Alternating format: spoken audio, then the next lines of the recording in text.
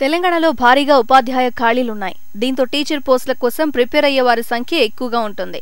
అయితే మొత్తం ఖాళీల సంఖ్యను తేల్చేందుకు అధికారులు చేస్తున్న కసరత్తు చివరి దశకు వచ్చినట్లు తెలుస్తోంది. టీచర్ ఉద్యోగాల సంఖ్య మొత్తం 22,000 వరకు ఉండొచ్చని అంచనాలున్నాయి. ఇటీవల ఆంగ్ల మాధ్యమంలో విద్య తెరపైకి రావడంతో ఈ సంఖ్య మరింత పెరిగేలా ఉంది.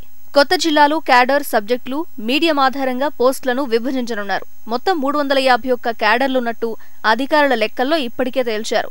రాష్ట్రంలో మొత్తం 1.31 లక్షల టీచర్ జాబ్లను ప్రభుత్వం మంజూరు చేయగా ఇందులో ప్రస్తుతం పనిచేస్తున్న వారి సంఖ్య 1.09 లక్షలుగా అధికారులు గుర్తించారు. దీంతో మొత్తం 22,000 ఖాళీలున్నట్టు తేలింది.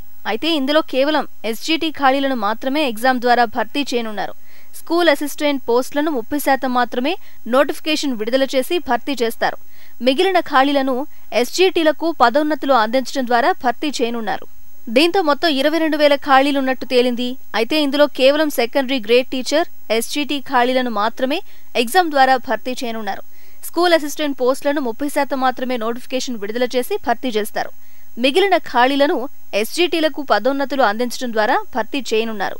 కొత్త జిల్లాల వారీగా కేటాయింపులు పూర్తయిన అనంతరం నోటిఫికేషన్లు విడుదలయ్యే అవకాశం ఉంది.